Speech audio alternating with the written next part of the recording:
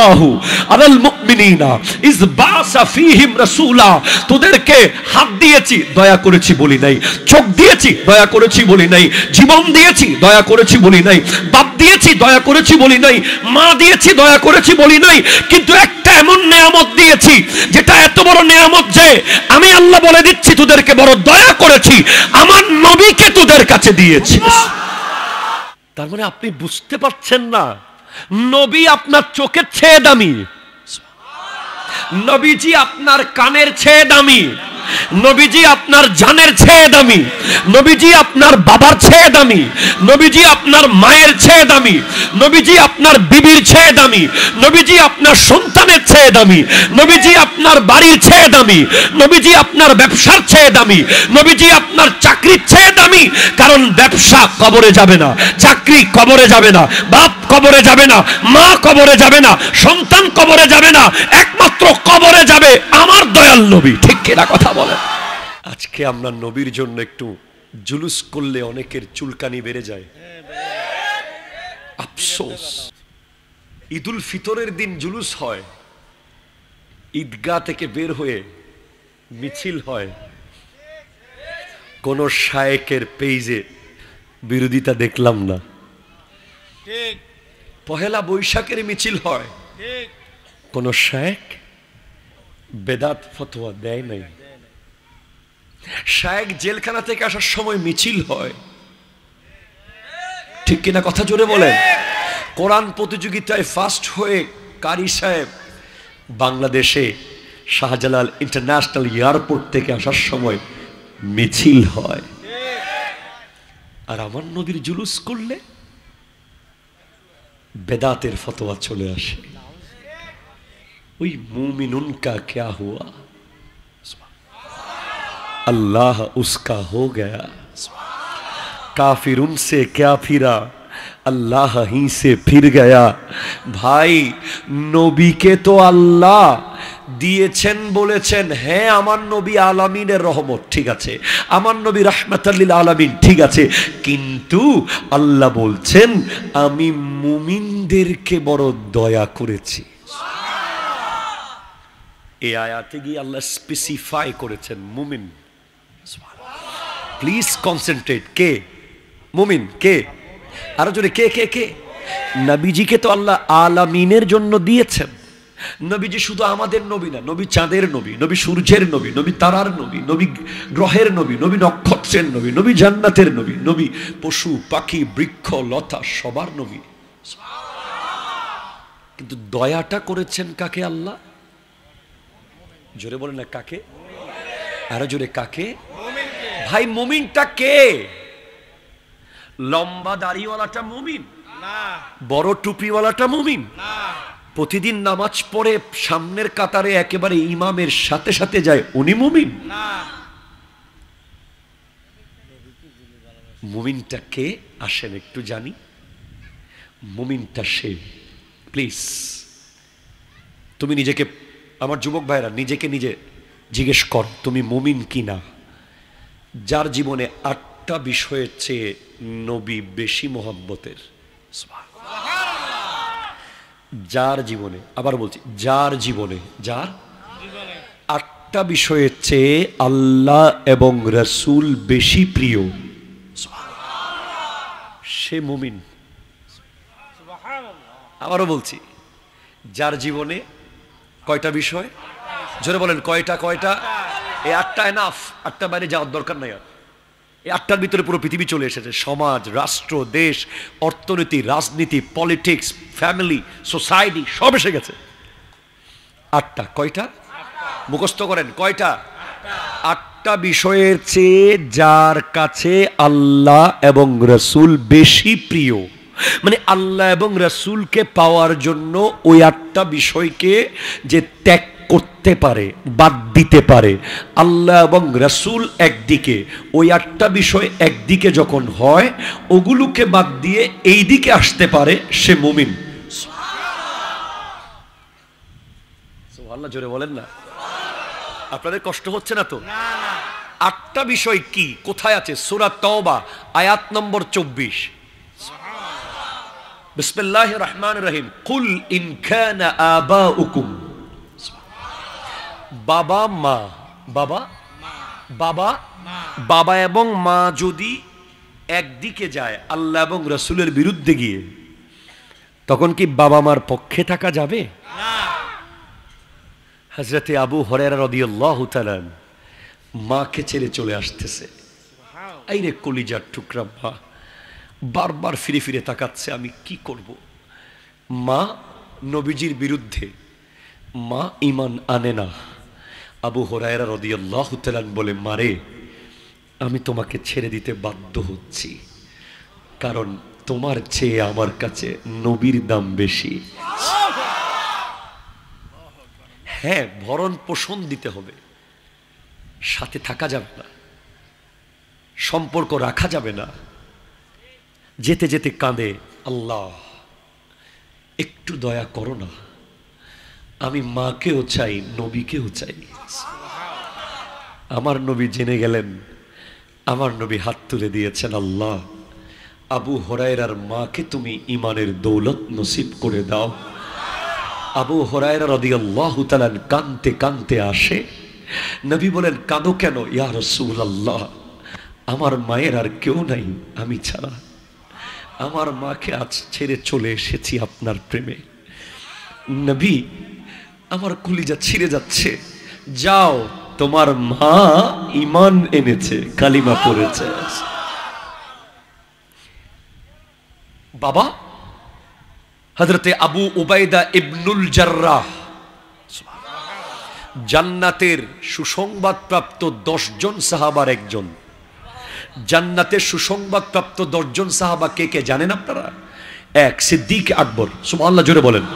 2 ফারুক আজম, 3 উসমান যুন্নুরাইন, 4 মৌলা আলী, 5 হযরতে তালহা, 6 হযরতে জুবায়ের, 7 হযরতে আব্দুর রহমান ইবনে আউফ, 8 হযরতে সাদ ইবনে আবি ওয়াক্কাস রাদিয়াল্লাহু তাআলা, 9 হযরতে আবু উবাইদা ইবনুল জাররাহ, 10 হযরতে সাঈদ ইবনে যায়েদ। এখানে একজন আবু উবাইদা ইবনুল জাররাহ, উনি বদরের যুদ্ধে ওনার বাবার গর্দান ফেলে দিয়েছিলেন। সবাই ওনাকে নিয়ে বিভিন্ন কথা বলেছে, কিন্তু আল্লাহর পক্ষ থেকে এসেছে, না, এখানে নবী এবং বাপ, বাপ একদিকে নবী একদিকে, তখন সন্তান অবশ্যই বাপকে ছেড়ে নবীর পক্ষে যাবে। ঠিক কিনা কথা জোরে বলেন, হাত তুলে বলেন ঠিক কিনা বলেন। সিদ্দিক আকবর, ওনার ছেলে বলছে, আব্বা আমি আপনাকে বহুবার পেয়েছি তলোয়ারের সামনে। সিদ্দিক আকবরের সন্তান ছিল কাফেরদের পক্ষে, সিদ্দিক আকবর ছিলেন নবীর সাথে। বলে, আব্বা অনেকবার পেয়েছি, কিন্তু আপনি আমার বাপ বিদায় আপনাকে কিছু করি নাই। তখন সিদ্দিক আকবর বলছেন, খোদার কসম, তোকে যদি একবার পেতাম আমি তোকে দুটুকরো করে ফেলতাম। কেন, আমি কি আপনার সন্তান না? নবীর বিরুদ্ধে যাওয়ার কারণে এরকম 10,000 সন্তানকে আমি কেটে ফেলতে 1 সেকেন্ড দেরি করতে পারি না। তাহলে মোট কয়টা বিষয় বলেছি? জোরে বলেন, কয়টা? 1 বাবা মা, 1 বাবা মা, নবীর জন্য বাপ মাকে ছাড়তে হবে। 2 ও আবনাউকুম, সন্তান। পোলা যদি নবীর বিরুদ্ধে যায়, পোলাকে বের করে দিতে হবে ঘর থেকে। ঠিক কিনা কথা জোরে বলেন। এগুলো নিয়ে আমতা আমতা করার সুযোগ নেই, এগুলো ক্লিয়ার কাট কথা। ঠিক কিনা কথা জোরে বলেন। পোলা যদি নবীর বিরুদ্ধে যায়, সেই পোলাকে ত্যায্য পুত্র করে দিতে হবে। ঠিক কিনা কথা বলেন। যদি সে না মানে, বোঝাবেন বোঝাবেন বোঝাবেন। বর্তমান যুগে বহুত পোলা আছে, বাপেরে বেদাতি কয়, কতক্ষণ না আছে না নাই?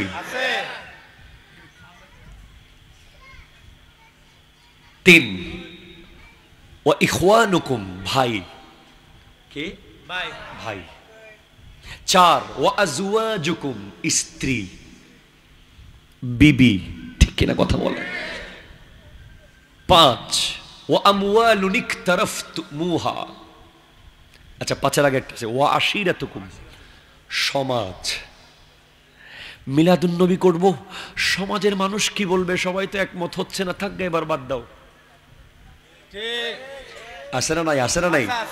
মিলাদ কিয়াম করবো, আচ্ছা থাকবো, সমাজের সবাই তো মানতেছে না, এক একজনে একটা বলতেছে, নালে মিলাদ কিয়াম বাদ দেন, ঝামেলা করিয়েন না। আসে না নাই? কথা বলেন। নাতে রসুল পড়বে, আরে সমাজের মুরব্বীরা সবাই একমত হচ্ছে না, বাদ দেন।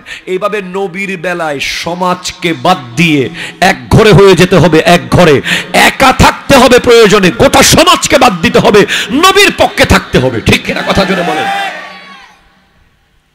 ও আমওয়ালুন ইকতারাফতুমুহা, ওই সম্পদ যেটা তুমি ব্যাংকে জমিয়ে রেখেছো।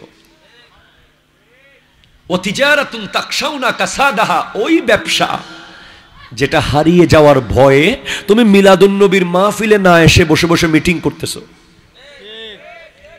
আপনি দেখবেন অনেক মানুষ মিলাদুন নবীর মাহফিলের খবর জানে, কিন্তু দোকানদারি করতেছে। ঠিক কিনা? কথা বলে।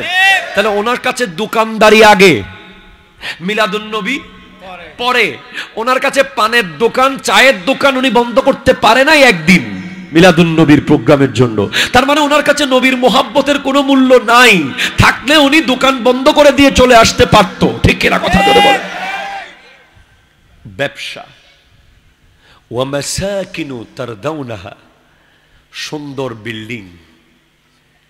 কত মানুষ বিল্ডিং এর রং করতে করতে নামাজ পড়তে পারে না। ঠিক কিনা? জোরে বলেন। এই একটা বিষয়ের জন্য আমরা আল্লাহকেও ছেড়ে দিয়েছি, অনেক সময় নবীকেও ছেড়ে দিয়েছি। দেখা গেছে যে আপনি বাড়ির ছাদ পিটাচ্ছেন, ফজরের নামাজ ছাদে চলে গেছে, জোহরের নামাজও ছাদে চলে গেছে, আসরের নামাজও চলে গেছে, বাড়িতে রং করতেছেন, রং করতে করতে নামাজ শেষ। ঠিক কিনা? কথা জোরে বলেন। ব্যবসায়িক মিটিং করতেছেন, মিটিং করতে করতে নামাজ শেষ। অবশ্যই আল্লাহ এবং রাসূলকে একটা জিনিসের চেয়ে বেশি মুহাব্বত করতে হবে। ঠিক কিনা? কথা বলেন। তাহলে যে ব্যক্তি এই আটটা বিষয়, কয়টা বিষয়? আটটা আমি লাস্টে জিজ্ঞেস করব, যারা পারবে তার জন্য এই ফুল গিফট হিসেবে থাকবে। আপনারা প্রস্তুতি আছেন তো? আবার বলছি, এক বাবা মা, এক কি? দুই নিজের সন্তান নিজের, তিন হচ্ছে ভাই, চার হচ্ছে বিবি, পাঁচ হচ্ছে সমাজ। এই পাঁচটা হলো দুনিয়াবি আর প্রফেশনাল লাইফে। ছয় হচ্ছে ব্যবসার, সাত হচ্ছে ব্যাংকের টাকা, আট হচ্ছে সুন্দর বাড়ি। কথা জোরে বলে না, ঠিক কিনা? ব্যবসা, ব্যাংকের টাকা আর বাড়ি, এই তিনটা হলো বাইরের মানুষ ছাড়া বাকি পাঁচটা মানুষের ভিতরে। আপনি যদি নিশ্চিত হন যে এই আটটা বিষয়ের চেয়ে আপনি আল্লাহ এবং রসুলকে বেশি ভালোবাসেন, তাহলে আপনি মুমিন। আপনার জন্যই নবীকে আল্লাহ নিয়ামত করে দিয়েছে। আরো জোরে বলেন না সুবহানাল্লাহ। এরপর second qualities, the second quality of মুমিন, মুমিনের দ্বিতীয় কোয়ালিটি হলো আনতা আবুদাল্লাহ কাআন্নাকা তারাহু ফাইন লাম তাকুন তারাহু ফাইন্নাহু ইয়ারাকা। মুমিন সে যে তার 24 ঘন্টার জীবনে নিশ্চিতভাবে মানে যে আমাকে কেউ না দেখুক, আল্লাহ দেখছে। ঠিক কিনা? কথা বলেন। তুমি যখন স্মার্টফোনের মধ্যে ইন্টারনেট কানেকশন, তোমার বাসায়, আব্বা আম্মা বাসায় নাই, তোমার হাতে পুরো পৃথিবীর, সেখানে তুমি কোন দিকে যাচ্ছ, তোমার আঙ্গুল কোন দিকে যাচ্ছে, তোমার সুইচ কি চাপ দিচ্ছে, তুমি কি লিখতেছো কিবোর্ডে, তোমার চোখ কি দেখছে, কেউ দেখুক আর না দেখুক, তুমি কি মুমিন নাকি না এটাই প্রমাণ করে দেবে। এখান থেকে যদি তুমি ব্যাগে আসতে পারো যে না, এই ছবিটা দেখার অনুমতি ইসলাম আমাকে দেয়নি, ঠিক কিনা? কথা জোরে বলেন। এই ওয়েবসাইটে ঢোকার অনুমতি ইসলাম আমাকে দেয়নি, এই ভিডিও দেখার অনুমতি ইসলাম আমাকে দেয়নি, তখন পাশ থেকে একটা অদৃশ্য শক্তি বলছে, আরে বেটা দেখ, কেউ কি দেখতেছে নাকি? তখন যদি তুমি বলো না, কেউ দেখুক আর না দেখুক, আল্লাহ দেখছে, এটা মনে করে যদি তুমি মোবাইলের স্ক্রিন থেকে চোখ সরিয়ে ফেলতে পারো, তাহলে নিশ্চিত থাকো তুমি মুমিন।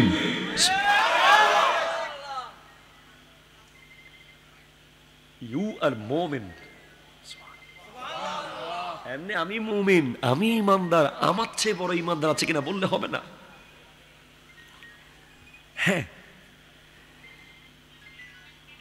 তোমার আশেপাশে সবাই লাখে 10,000 10,000 10,000 খাচ্ছে, কথা কয় না।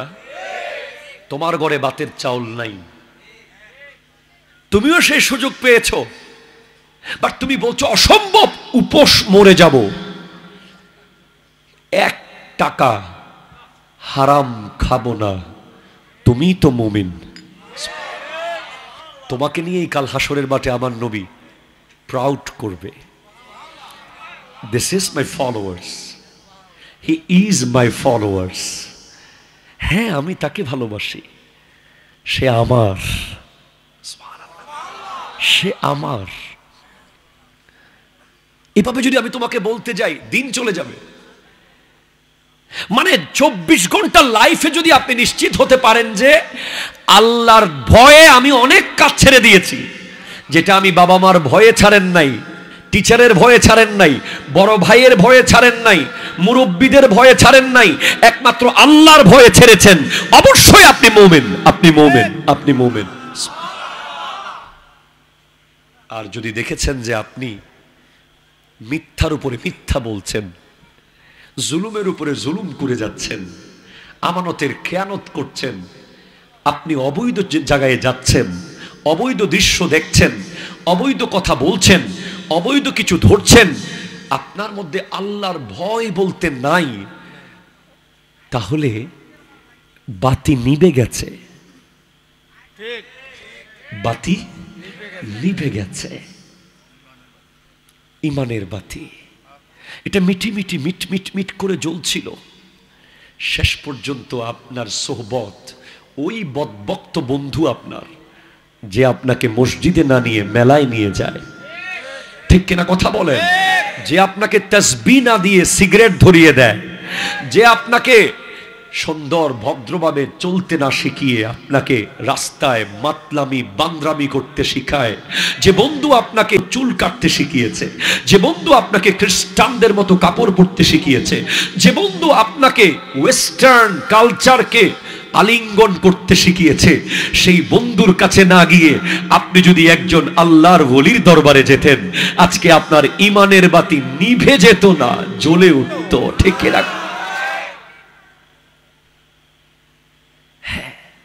মোমেন এত সহজ না, নবী আমার বলা সহজ না, এমনি বলে দেওয়া যায়। নবী আমার বলার জন্য আপনাকে অনেকগুলো পরীক্ষায় পাশ করতে হবে, না হলে কবরে গেলে যদি নবীজি কোনো কারণে মুখটা ফিরিয়ে নেয়,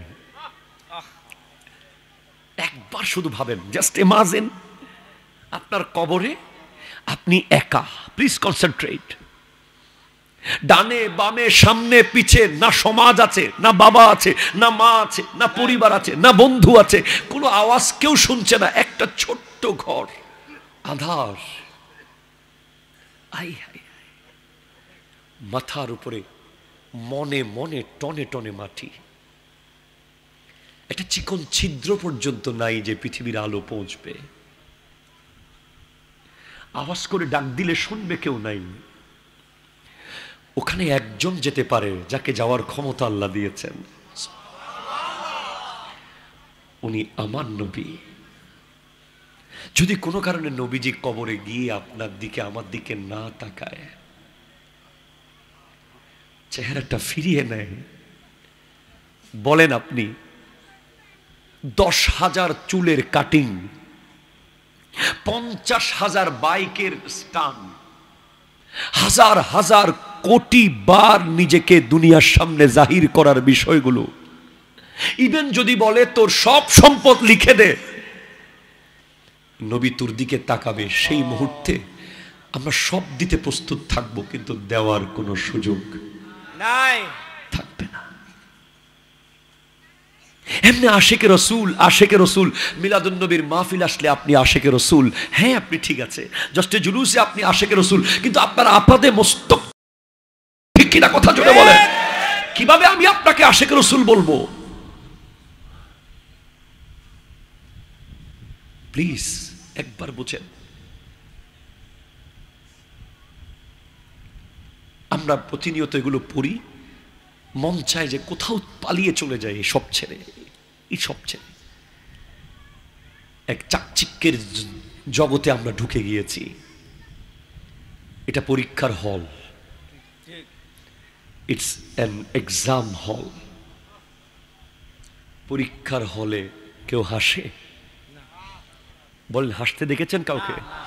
পরীক্ষার হলে মানুষের হার্টবিট বন্ধ হয়ে যেতে চায় ফুল আনসার করার জন্য। সর্বশেষ একটা প্রশ্ন বাকি, 10 নম্বরের, টাইম আছে 2 মিনিট।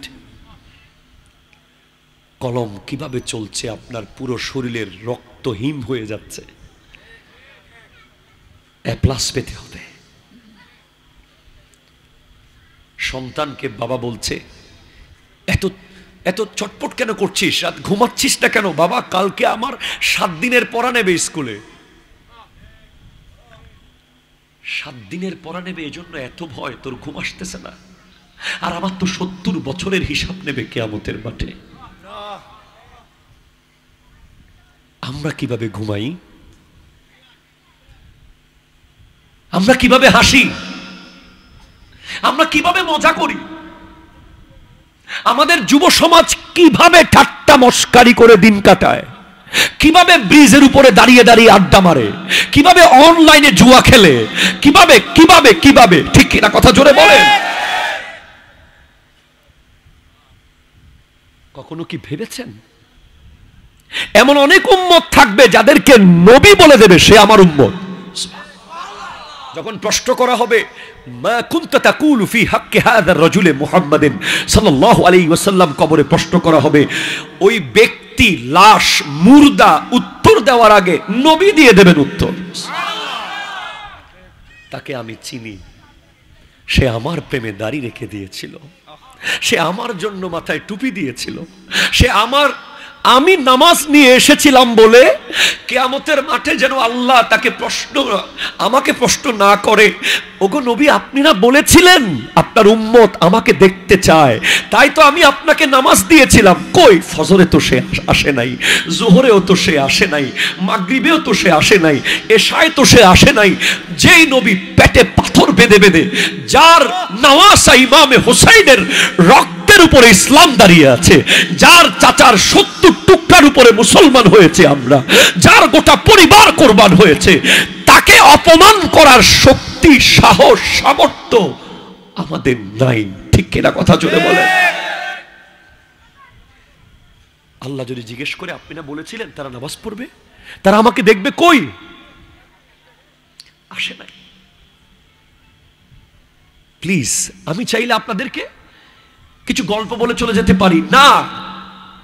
এই মাহফিলের উদ্দেশ্য হচ্ছে কালকে পাল্টে যেতে হবে। মনে করেন যে অতীতে কিছুই ছিলেন না, আপনি কালকে থেকে নতুন করে শুরু করবেন।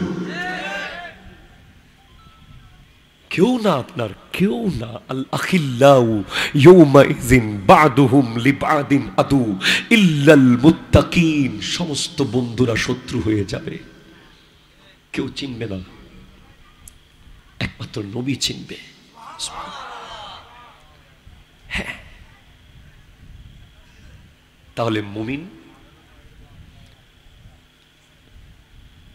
নবী ছাড়া নেই সাহারা, জানো দুনিয়া নবী মোদের নয়ন মনি, নবী গলার মালা, নবী ছাড়া।